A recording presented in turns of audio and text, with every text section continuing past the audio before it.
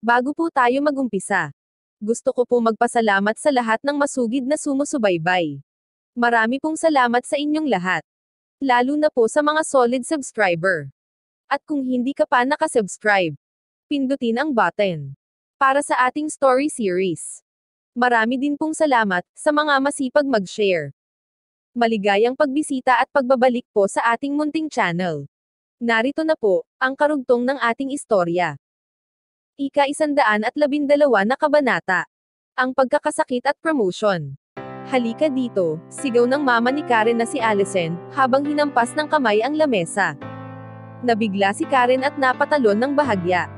Alex, wika ni Karen, na nakatingin sa kanya. Sila ang aking mga magulang. Pwede ka nang umalis kung gusto mo. Ngumiti si Alex ng bahagya, at kalmado na lumakad sa lamesa kasama si Karen. Alam ni Alex na kapag umalis siya lalong mapapahamak si Karen. At dahil nakapangako siya na tutulungan niya ito mailayo kay James. Isa itong magandang pagkakataon para magawa ito. Ang mga magulang nito ay nakatingin sa kanila, habang lumalapit. Bakit wala ka sa trabaho? Pagtatanong ng kanyang mama, habang hinila ito papunta sa tabi niya. Ano ang ginagawa mo dito? Tumawag ako at sinabi ko na may sakit ako, mahinang sabi nito. Ang kanyang mga magulang ay palaging istrikto, at kahit ngayon, ay takot pa rin siya sa mga ito. Ano, wika ni Allison, habang galit. Ang anak niya ay kailangan bumalik sa trabaho. Di ba sinabi mo sa akin, na ang inyong bangko ay may gagawin pagbabago sa mga empleyado, at sinabi mo na may pag-asa ka ma-promote? At bakit wala ka doon, bakit ginagawa mo ang mga ito? Hindi ka ba nag-aalala sa iyong sarili? Malapit ka na mag 30 years old, wika ng kanyang papa, na si Albert. Hindi ka pwedeng umasa lagi sa amin ng iyong mama. Tumingin siya kay Karen at itinuro si Alex. Nagsinungaling ka sa iyong boss at sa iyong pamilya, para lang makipag-date sa lalaking yan. Sa palagay mo mas mahalaga yan. Napayuko si Karen habang sinisigawan ng kanyang pamilya. Nang magsalita ang kanyang papa tungkol kay Alex, sumulyap siya dito, at natatakot na baka magalit si Alex.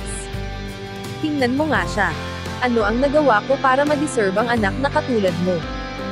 Itinaas ni Albert ang kamay para sampulin si Karen, pero si Sarah at James ay pinigilan siya. Mr. and Mrs. Young, huwag po kayong magalit, wika ni James, na pinapahupa ang sitwasyon. Hindi naman nahuli si Karen kaya walang problema, sa kung ano man ang bonus niya. Hindi sa pagkakataon ngayon, wika ni Albert na nakatingin kay Alex. Pero kung hindi niya titigilan ang pakikipagkita sa lalaking ito, talagang mapapahamak siya. At ang kanyang mga tinatamasa ay mawawala, at ang kanyang boss ay manghuhuli siya. Walang masabi si Alex. Wala pa siyang nagagawa na kahit ano. Ang papa ni Karen ay weirdo. Si Karen ay nakatayo lang, at mukhang iiyak na nakakaawa, at may pakiramdam na parang may nagawang mali. Karen, hindi mo masisisi ang iyong mga magulang, wika ni James. Na nakatayo at lumapit sa kanya. Nag-aalala lang sila sa iyo. Ipinatong niya ang kamay, upang damayan ito. Umalis ka, sigaw ni Karen, at bayolenteng itinulak ito palayo, habang nakatingin. Bakit ka kumakain kasama ang aking pamilya? Sinabi ko na ito sa iyo, walang namamagitan sa ating dalawa. At sinasabi ko sa iyo ng maliwanag na walang kahit anong paraan para maging tayo. Ang lakas ng loob mo, wika ng kanyang mama na nakatayo at hindi samaasang-ayon, at sinampal si Karen ng malakas. Bakit kumakain si James kasama namin? Imposible na maging kayo ni James, sino sa palagay mo ang dapat mong makasama? Alam ni Albert kung gaano kaimportante si James. Ang pamilya nito ay napaka-maimpluwensya, at maswerte si Karen, dahil napansin siya nito. Si James ang pinaka-best choice nila para sa kanya, at ang kanyang estupidong anak ay tinatanggihan ito. Pagkatapos siya sampulin ng kanyang mama, ang galit ni Karen ay bumuhos na. Alam niya na ang kanyang pamilya, ay minamadali ang pagsama kay James, dahil sa kayamanan nito. Pero ang hindi nila alam, si James ay baliwala kung ikukumpara sa binatang iniinsulto nila, na kasama niya. Nakapagpasya na siya, at ito ay tama, hindi na siya aatras. Kahit gaano pa kalaki ang galit ng pamilya niya kay Alex ngayon, ay papakasalan niya ito. At kapag nalaman na nila ang pagkakakilanlan nito, malalaman nila kung gaano sila nagkamali, saka lang nila maiintindihan kung bakit ko ginawa ito. Ako ang magdedesisyon para sa sarili ko, wika niya. Tumingin siya kay James at sinabi, "Hindi kita gusto, kaya umalis ka na, at lumayo ka sa akin at sa pamilya ko." Ang ipinapakitang ugali ni Karen, ay nagpabigla sa lahat. Alam ni James na hindi siya gusto ni Karen, kaya sinasadya niyang gamitin ang pamilya nito, para mapalapit sa kanya. Nang simula pa lang medyo gamaga pa ito, pero ngayon mukhang hindi na kayang kontrolin ng kanyang pamilya si Karen. "Karen, huwag ka maging ganito," wika ni James. "Masyado kang emotional ngayon, kumalma ka muna. Hindi ko alam na nandito ka. Nagpunta ako dito para kumain kasama ang pamilya mo, hindi ito tungkol sa iyo." "Tama Karen," wika ni Sarah. "Kasama ko si James, kaya alam ko na hindi ka niya sinusundan." "Wala akong pakialam kung sinusundan mo ako o hindi," wika ni Karen kay James. "Gusto ko na mawala ka na sa paningin ko, at huwag mo na akong guguluhin." Si James, Albert at Allison ay nabigla. Bakit ang ikinikilos ni Karen ay ganito? Ano ang nagawa ng talunan na ito, para magkaroon siya ng lakas ng loob na ipinapakita ngayon? "Karen, talagang iiwanan mo ako, para lang sa basurang talunan na ito?" tanong ni James. Alam niya na ang lahat ng ito ay dahil kay Alex, at si James ay isang mayamang tao. Kaya paano niya matatanggap na matalon sa isang mahirap na binata? Itinuro niya si Alex at sinabi kay Karen, "Paano siya may ikukumpara sa akin? Kaya kitang ibili ng bahay sa downtown. Kaya kita ibili ng diamonds. Magagawa ba niya ang bagay na iyon? Ang aking pamilya ay matagal na at maimpluwensya. Ano ang sa kanya? Sa lahat ng aspeto, ako ang superior, kaya ano ang posibilidad na makipagtagisan siya sa akin? Ang pag-aasawa ay hindi simpleng bagay. Hindi kanya kayang bigyan ng buhay na maayos, at hindi kanya kayang protektahan. Huwag kang hangal. Makinig ka sa akin."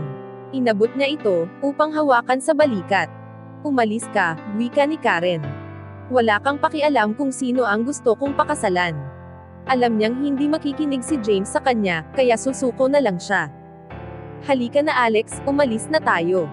Hinawakan niya ang kamay nito, at tumalikod para umalis. Tumigil ka, utos ng kanyang mama. Nagagalit na siya ng husto sa kanyang anak. "Huwag kang magsalita ng ganyan sa aming lahat habang tumatanda ka, lalong nagiging masama ang iyong ugali. Huwag mong isipin na umalis."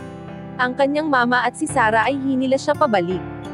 "Binata, mayroon ka sigurong magandang panlilinlang sa iyong kasuotan," wika ni Allison, habang nakatingin kay Alex. "Talagang naloko mo ang aking anak." Nakita niya at napansin na si Alex ang susi, para malutas ang problema. Walang masabi si Alex. Ano ang nagawa niya sa magulang ni Karen, bakit ganito ang pagtrato sa kanya? "Umaasa ka talaga na papakasalan ang anak ko," wika ni Allison. Hindi niya gusto si Alex, simula nang una niyang makita ito kanina. "Sa palagay mo ba sapat ka para sa aking anak?" Galit na pagtatanong ni Albert, habang lumakad at tumayo sa harapan nito. "Bakit naman kami papayag na pakasalan mo ang aming anak?" malakas na sabi nito sa mukha ni Alex. "Bakit kailangan na sagutin kita?" sagot ni Alex. Siya ang tagapagmana ng makapangyarihang pamilya Ambrose. Kaya ano ang karapatan ng mga taong ito para tanungin siya? Sino ba sa akala nila sila? "Makinig kayo sa mahirap na ito," wika ni Albert na hindi makapaniwala. "Iniisip niya na pakasalan ang aking anak sa ganyang pag-uugali. Isipin niyo mabuti." Uncle Albert, wika ni Sarah. Hindi kanya masagot dahil isa siyang tanga. Pero kung hindi siya magsasalita, ako na lang. Pareho kami ng pinapasukan na paaralan. Siya sigurado kung bakit wala nang pakialam ang pinsan niya kay James. Pero ang alam niya, hindi dapat palampasin ni Karen ang isang mayamang tao. Sa paaralan, kilala siyang isang mahirap na estudyante, paliwanag nito. Palagi lang pareho ang kanyang mga isinusuot araw-araw. Ang lahat ay lagi siyang binubuli, at wala siyang lakas ng loob lumaban. Nagtatrabaho siya sa convenience store at sa school cafeteria, at minsan nanghihingi siya ng pera sa harapan ng restaurant. "Ano, nanghihingi siya ng pera?" pagtatanong ni Allison. Nabigla ito. Kung mananatili si Karen dito, ay mawawalan ito ng paggalang. Lumabas ka dito, habang itinutulak si Alex. Lumayo ka sa aking anak. Sinabi ng mga magulang ni Karen, na hindi na sila papayag lumabas kasama ito. Binalaan din siya ni Albert. Huminto ka sa panaginip mo na pakasalan siya. Narinig mo ba ako? Itinuro niya si Alex at sinabi, huwag mo nang haharasin ang aking anak muli. Naiintindihan mo ba? Sabihin mo na ang lahat ng gusto mo, pero huwag mong itapat sa akin ang daliri mo, wika ni Alex. Bantayan mo ang galit mo, wika ni Albert. Ituturo kita kapag gusto ko. Nagsalita ito habang nakaturo ang daliri nito sa dibdib ni Alex. Huwag ka nang pupunta kung nasaan malapit ang aking anak. Isa kang mabahong talunan. Hindi na kayang tiisin ni Alex ang panduduro nito. Itinulak niya ang tatay ni Karen na dahilan upang muntik na matumbo. Ang lakas ng loob mo itulak ang aking asawa, malakas na sigaw ni Allison, at itinaas ang kamay upang sampalin si Alex sa mukha. Pero mabilis na tumalon si Karen sa harapan ni Alex at yumakap ng mahigpit. At ang kamay ni Allison ay tumama sa likod ng ulo ni Karen. Ika-113 na kabanata. Ang itinatagong yaman kay Sarah. Alex, okay ka lang? Pagtatanong ni Karen habang tumingala sa harapan ng mukha ni Alex. Medyo na-touch si Alex. Siya ang tinamaan, pero ito pa ang nag-aalala sa kanya. Napahinga si Allison ng malalim. Talagang ginagalit mo kami. Nakakuha na sila ng atensyon sa mga taong nandoon, at nagkokomento ito sa kakaibang pamilya na ito.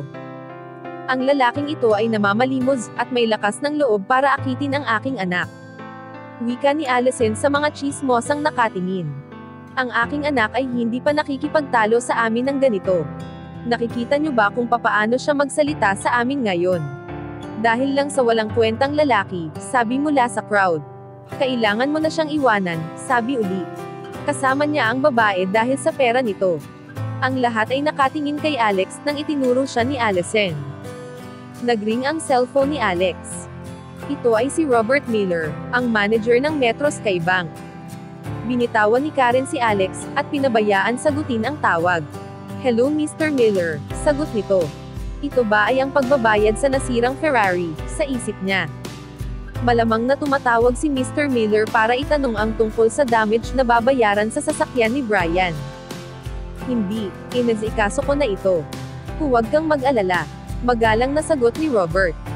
Tumawag ako para malaman mo na, nakahanap na ako ng 2 apartment building para sa iyong ipinapahanap. Ang lokasyon ay maayos at ang mga properties ay maganda ang kondisyon. Kinuha ko na ang lahat ng impormasyon para sa iyo. Apartment building, wika ni Alex, at nabigla. Ano ang ibig mong sabihin? Hindi ko maintindihan. Bakit tinutulungan siya ni Robert maghanap ng apartment building? Hindi mo pa ba alam? Tanong ni Robert na nabigla. Ipapaliwanag ko. Nang sabihin sa akin ni Sam Woodsworth na tulungan ka, sa huling pagbabayad sa Ferrari, sinabi niya sa akin na maghanap ng apartment building sa New York City. Sinabi niya sa akin na gusto mo raw mag-invest sa New York real estate. Ah, ganoon ba? Naiintindihan na ni Alex. Tinulungan siya ni Sam na mag-manage ng kanyang negosyo, at nag-suggest ito na kailangan makahanap ni Alex ng mga projects, at matuto mula sa mga experience. Hindi rin magtatagal, makukuha na rin niya ang malaking parte na negosyo ng kanyang pamilya sa hinaharap. Tumingin siya sa pamilya ni Karen, na nakatingin sa kanya. At alam niyang nakikinig ito mabuti. Sige, kung ganoon ay maaabala kita, na dalhin ang mga dokumento, sa restaurant ng Wanda Plaza. Magalang na wika ni Alex at tinapos na ang tawag. Si Mr. Miller ba iyon? Pagtatanong ni Karen, habang nag-aalala. Ang alam ni Miller ay may sakit siya. Kung pupunta siya dito, makikita siya nito at malalaman na nagsisinungaling siya. Tumango si Alex. Kailangan ko nang umalis, wika ni Karen. Huwag mo hayaan na makita niya ako, kailangan ko nang umalis. Sa palagay mo saan ka pupunta? Tanong ng kanyang mama, habang hinila siya pabalik. Hindi ko alam kung ano ang nangyayari dito, pero dapat ay maayos ang mga problema na ito. Mama, si Mr. Miller ay darating. Kinakabahan na wika ni Karen.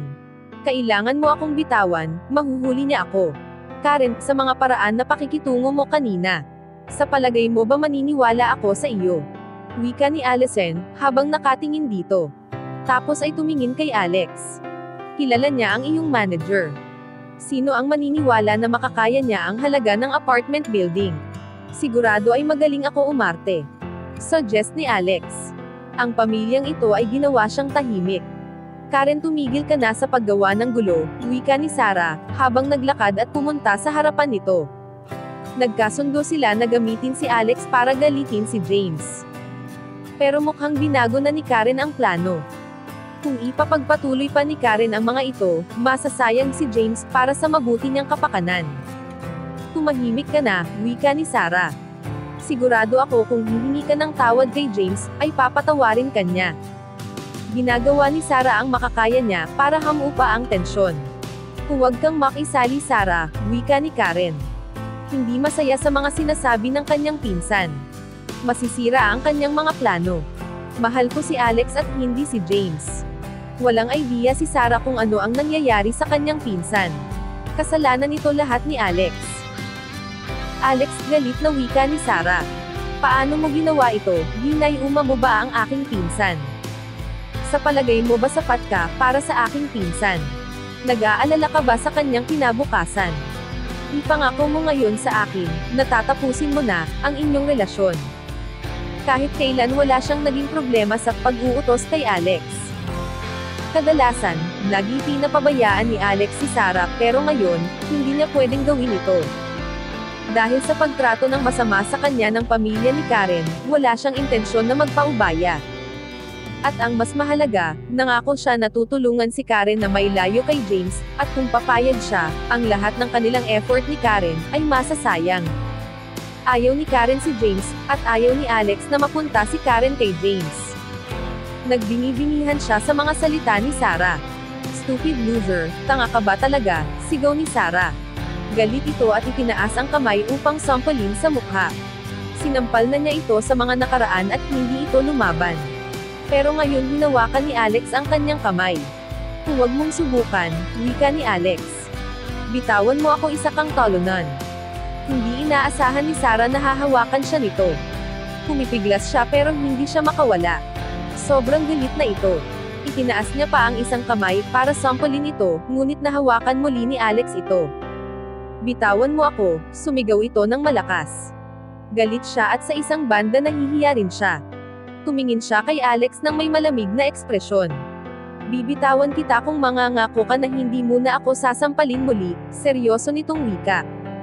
Sino ka sa palagay mo, wika ni Sarah, na tumanggi. Tulungan niyo ako, malakas na sigaw nito.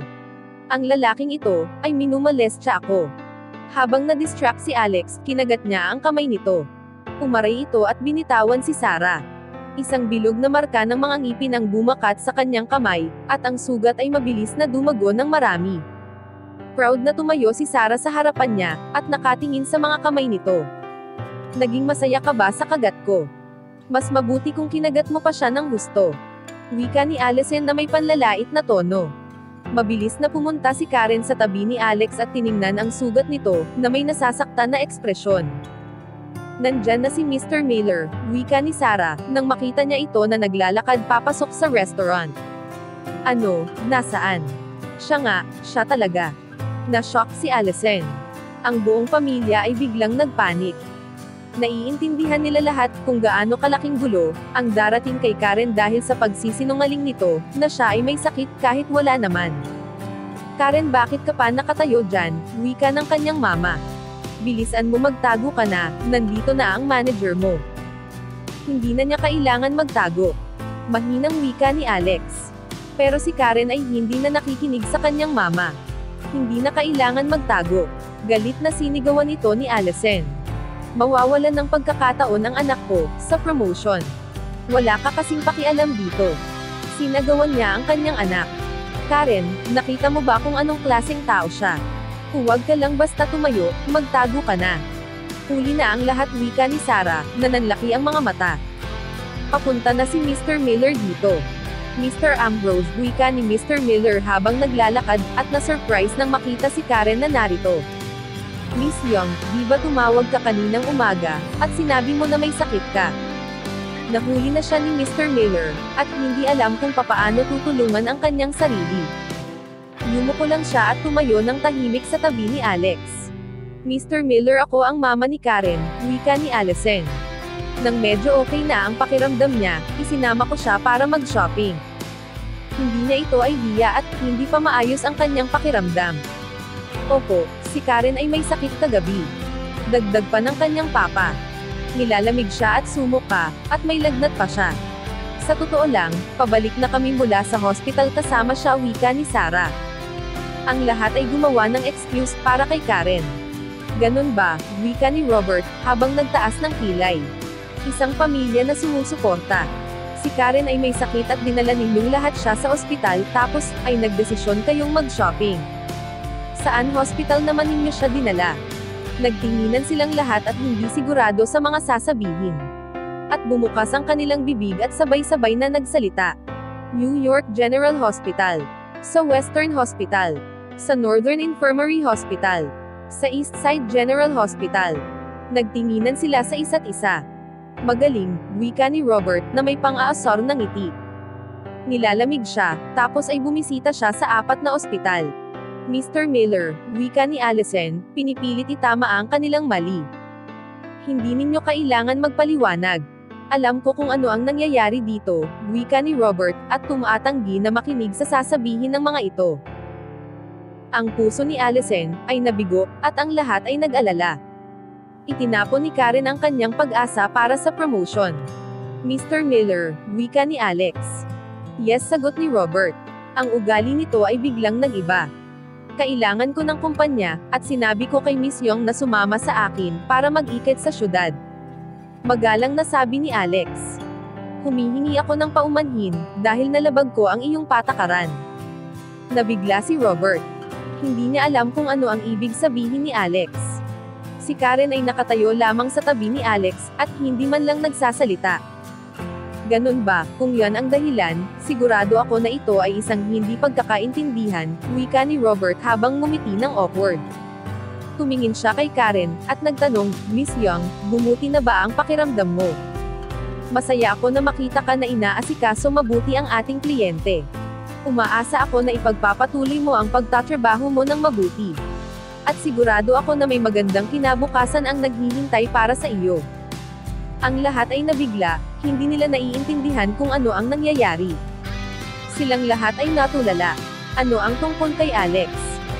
Bakit si Mr. Miller ay magalang sa isang mahirap na estudyante mula sa Preston University? Mr. Ambrose, maupo ka, wika ni Robert. Mayroon akong detalye sa 2 apartment building, katulad ng nabanggit ko. Bakit hindi mo ito tingnan? Base sa aking estimate, nagkakahalaga ito ng $125 million. Ang pamilya ni Karen ay natulala. Nang sinabi ni Alex na gusto niyang bumili ng apartment building na nagkakahalaga ng $125 million, iniisip nila na ito ay isang pagpapatawa. Pero si Mr. Miller na ang nagsasalita. At dahil siya ang manager ng Metro Sky Bank, si Mr. Miller ay hindi nagbibiro kay Alex, at ang ibig sabihin nito ay seryoso sila sa $125 million. Napaisip si Allison, mayroon ba talaga si Alex na ganoon kalaking pera? Ika-114 na kabanata. Ang luha ng pagsisisi ni Sarah. Wala akong masyadong alam sa ganitong bagay, wika ni Alex, habang maingat niyang binuksan ang mga pahina ng mga impormasyon na ibinigay ni Mr. Miller. Hindi niya naiintindihan ang ilang mga salita sa pahina. Kaya naman itinigil na niya. Dahil ang 2 building na ito ay nasa New York, bakit hindi tayo pumunta at tingnan ito? Tama, mas magandang idea iyan. Wika ni Robert. Tumayo si Alex at tumingin kay Karen. May mga bagay ako na pupuntahan ngayon, wika nito. Kailangan na kitang iiwan dito, mag-usap na lang tayo sa susunod. Gusto niya pa rin tulungan si Karen na mailiyo kay James. At ngayon ang kanyang pamilya ay alam na mayaman siya. Naniniwala siya na hindi naaabalahin muli ni James si Karen.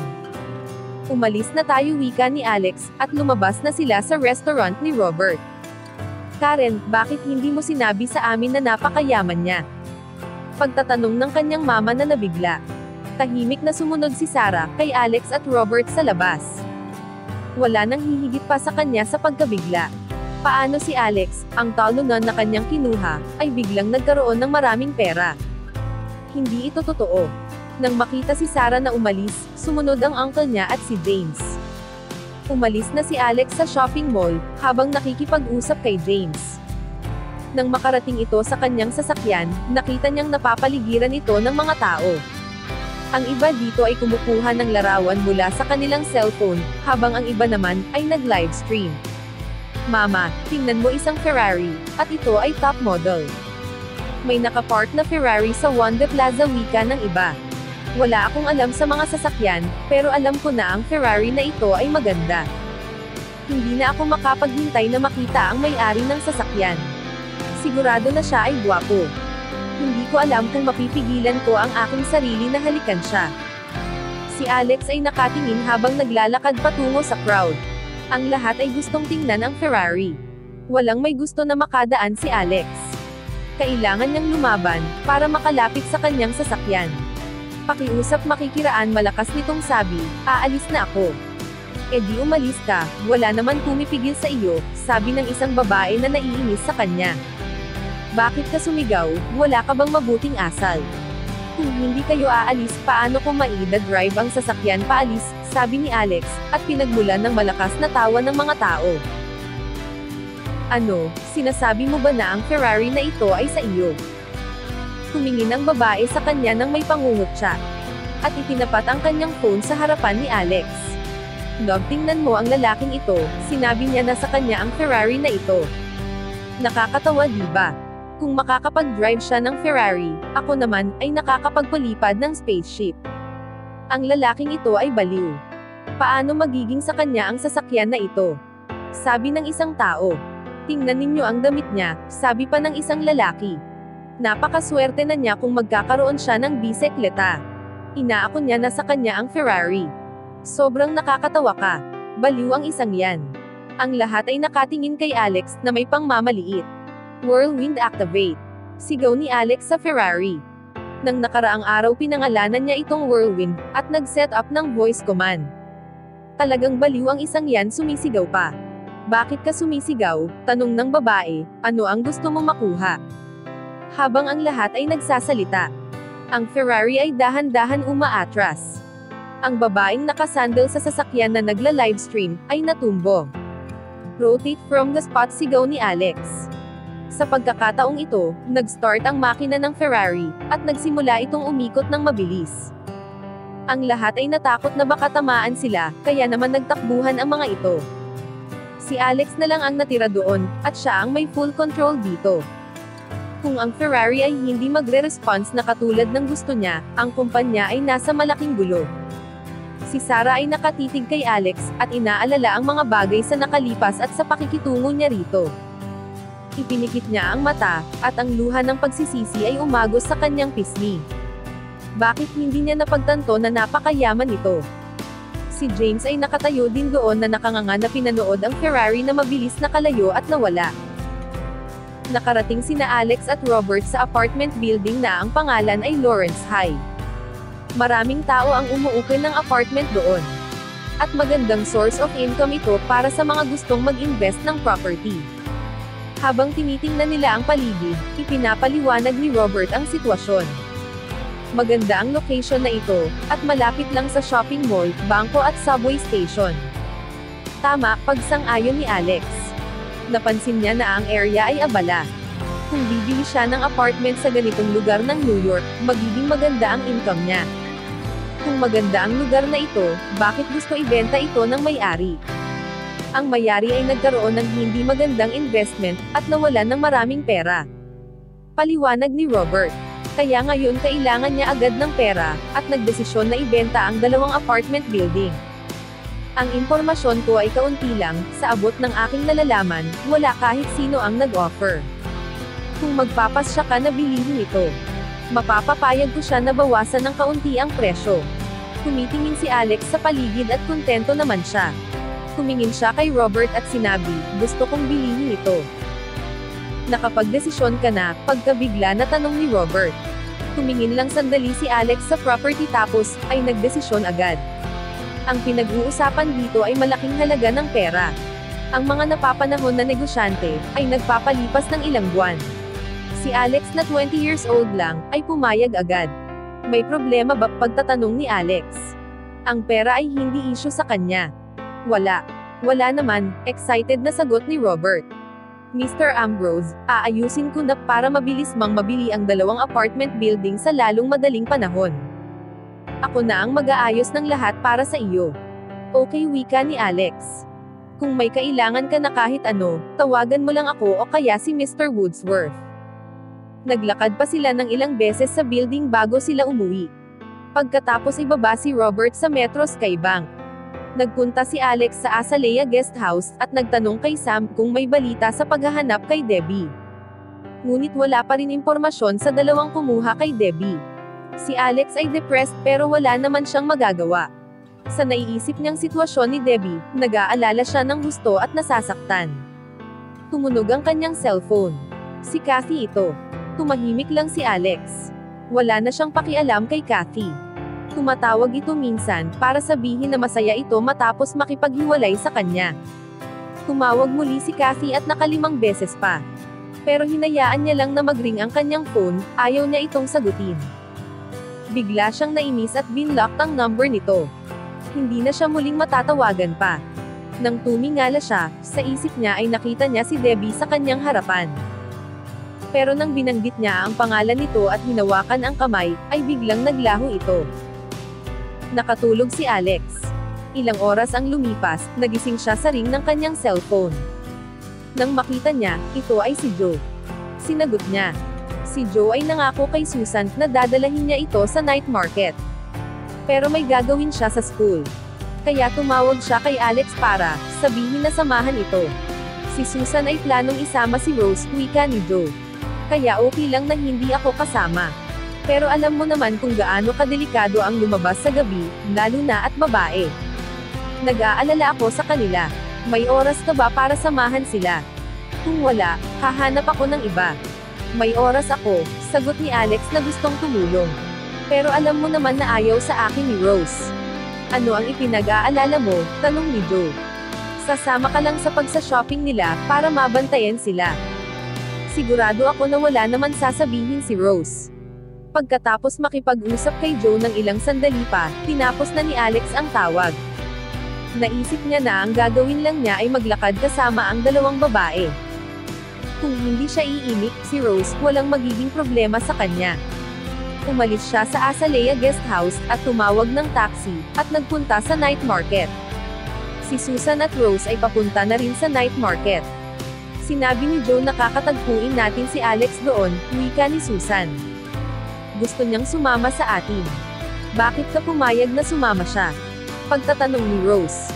Hindi masaya na narinig ang pangalan ni Alex, at sasama sa kanila. Kaya naman natin ang ating sarili. Tinulungan siya ni Alex nang nakabasag siya ng mamahalin figurin sa Berkeley Hotel. Siya ang nakipag-usap kay Mr. Woodsworth. At si Susan at Rose ay naghinala na si Alex ay isang mayaman. Inimbestigahan nila ito ng ilang araw pero wala silang nakuha na kahit anong connection ni Alex kay Sam. Si Alex ay isa pa ring tolonan.